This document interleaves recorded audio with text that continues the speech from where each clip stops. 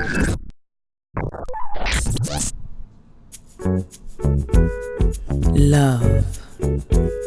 sex, desire, drama, lovers, and the others. And we talk about it all here on Relationship Rhetoric.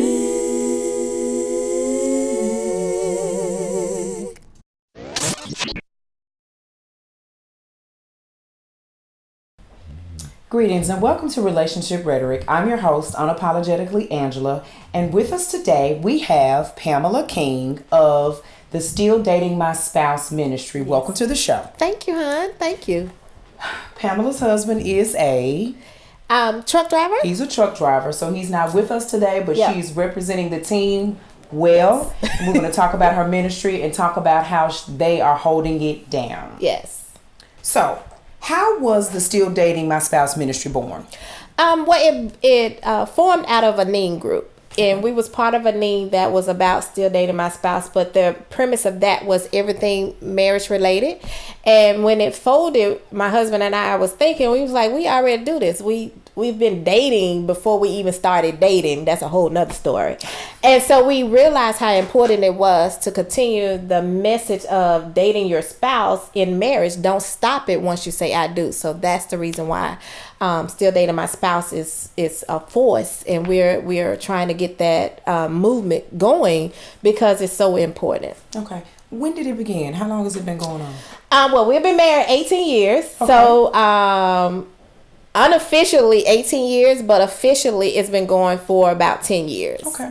So we have officially been Still Dating My Spouse, trademarked as Still Dating My Spouse for about 10 years. Beautiful. Yes. Beautiful. Okay. So how did you and your husband meet? We met in Atlanta Friday the 13th, June 13th, 1997. My husband tried to tow my car. So we met that way. If anyone that knew me, my mouth was very flippant 20 years ago. And so we was going back and forth bantering, but really he was flirting with me, but I was getting right down ugly. But I ended up giving him my number, even though I was being flippant. So we met by him trying to tow my car because I parked. Did your car get towed? Oh, no. Oh. My car didn't get towed, but I did get the man. Okay. So, yeah. Okay. So you said 18 years. Yep. We've been married. What has been your biggest challenge in this ministry? The biggest challenge is getting couples to understand and recognize the importance of dating, because we put so much before our marriage and our spouse because life, kids, bills. We always we don't find the time, or we take away the time of being connected with our spouse because we say we have other obligations. Mm-hmm. But really our first obligations behind God should be our spouse. And so that's our biggest struggle, is convincing couples that if you align everything correctly, all the other stuff is going to fall into place the exact way it needs to. Okay. Yeah. Nice. Yeah. So how do you and your husband handle conflicts? Oh, so call me tomorrow and I'll be able to answer that one. No.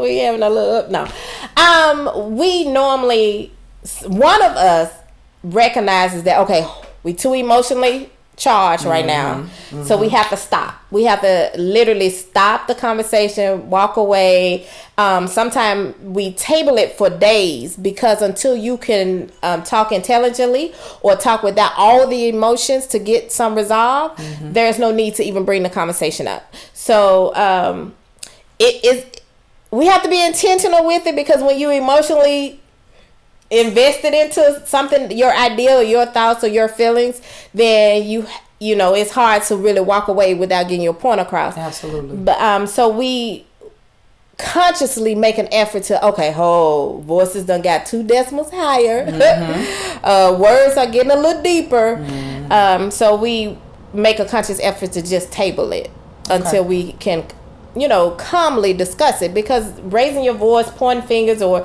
throwing daggers, all it doing is making it worse. Absolutely. And you forget why you're even having that disagreement. Because now you like, do you remember back in 1992 on this day when you said this? Do you remember your mama said that? It don't have anything to do with right now. Absolutely. You've already resolved them, but that hurts. Yeah. And so you come back to it. Yeah. So this is random.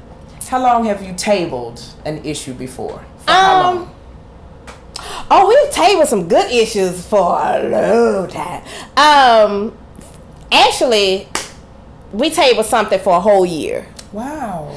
Because I needed to understand. It was really me. Okay. I needed to understand where he was coming from, but I wasn't, because I was being selfish. And so until God had to work on me, because that was, he couldn't waver on it, right? Because it was a family issue. And I needed to understand his point of view. So we've tabled something for a year. Okay.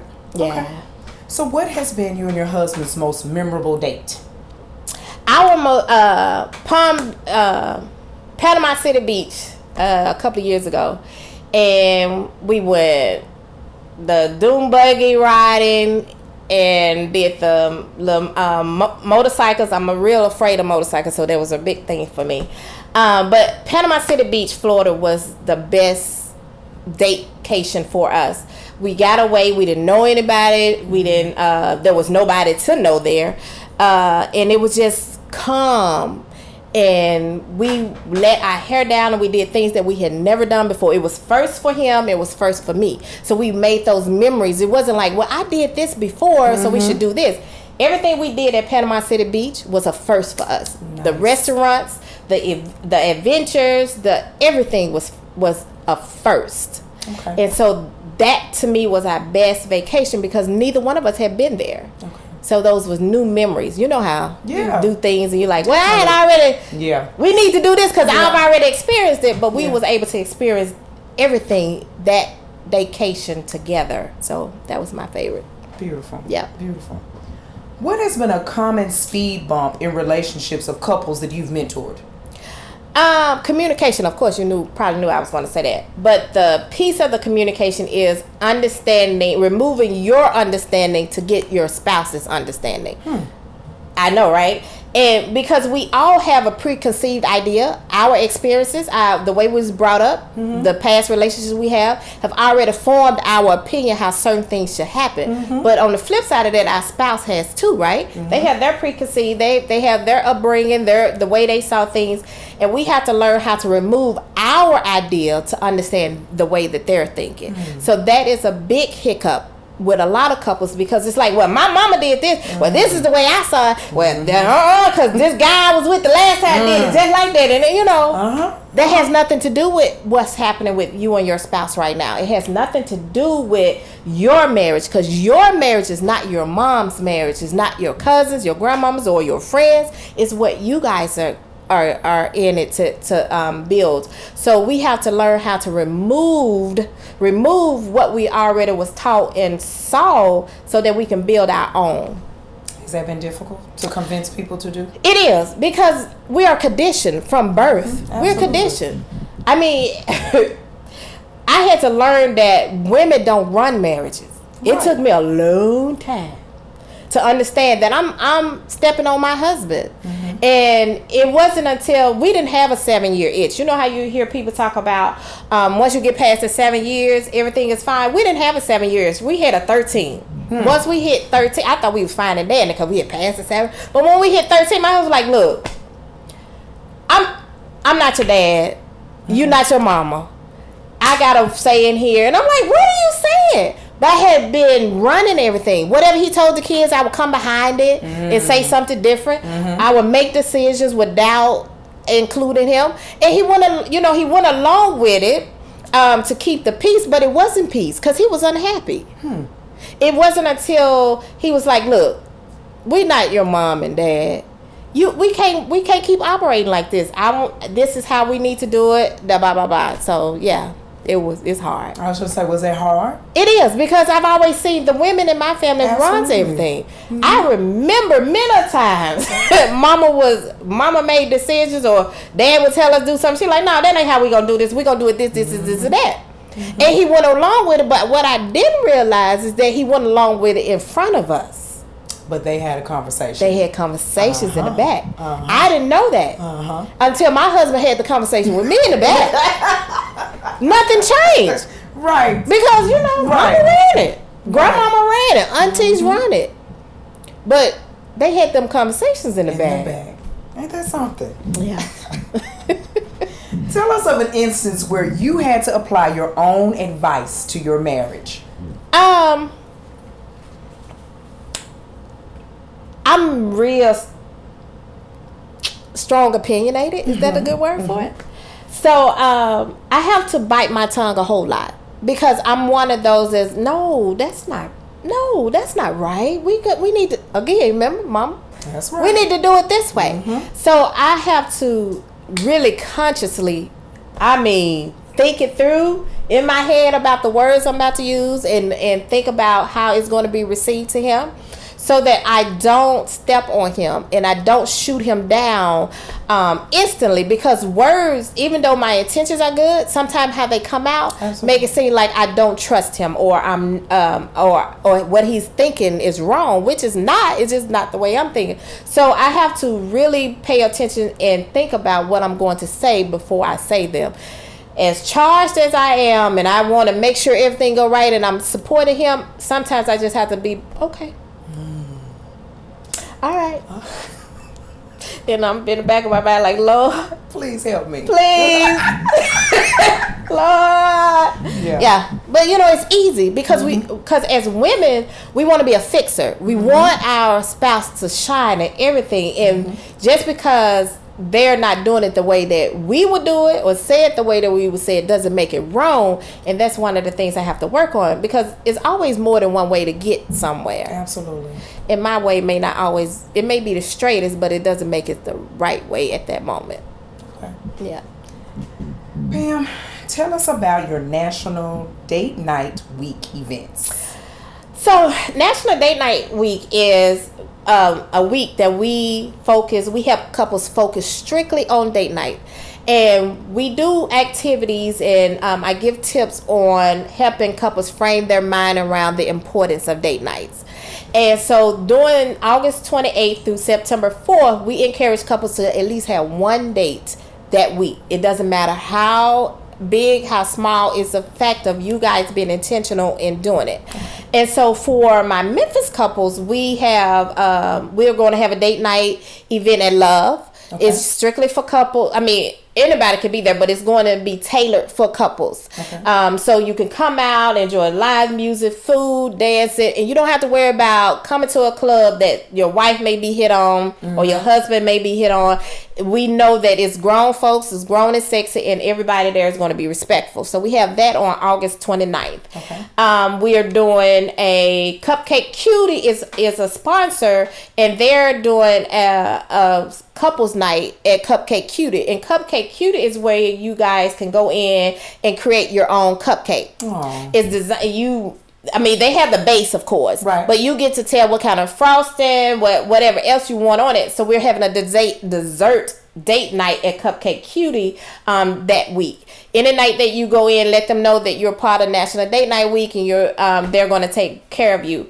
We're still working on the wine a photo shoot with Angie and Ike Photography, because what I realized is that a lot of couples don't have photos of them. They have photos of the family.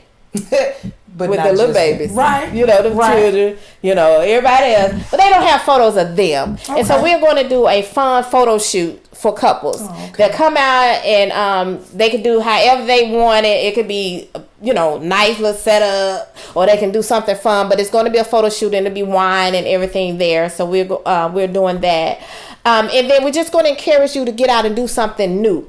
Remember I talked about Panama City Beach, where we made new memories, first memories for us. That is what I want to happen National Date Night Week, is where couples do something that neither one of them have done, create a new memory. Nice. I'm excited about it. Give us those dates again. It's August 29th through September 4th. It's National Date Night Week. If you go to stilldatingmyspouse.com, I'll have more information about it, or find me on social media at Dating My Spouse on Twitter and Instagram, and Still Dating My Spouse on Facebook. Okay. Yeah. Okay. So before we get out of here, share words of wisdom with married couples trying to keep their relationship fresh and thriving.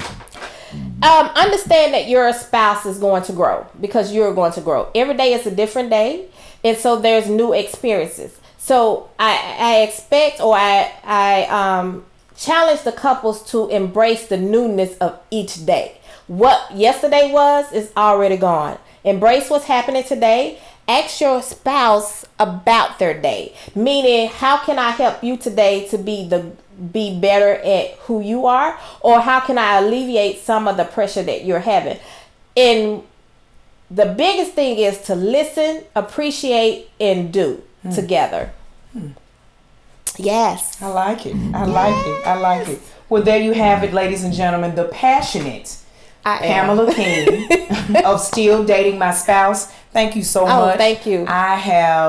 We have talked about working together for so long. So to have her here and for her to share what she's been passionate about for so long has truly been a pleasure. Thank you. I appreciate you. So our notion for today is, don't ever save anything for a special occasion. Exactly. Every day you're alive is a special occasion. Celebrate your life and your love. Yes. This is Unapologetically Angela. Thank you so much. Peace, love, and enlightenment.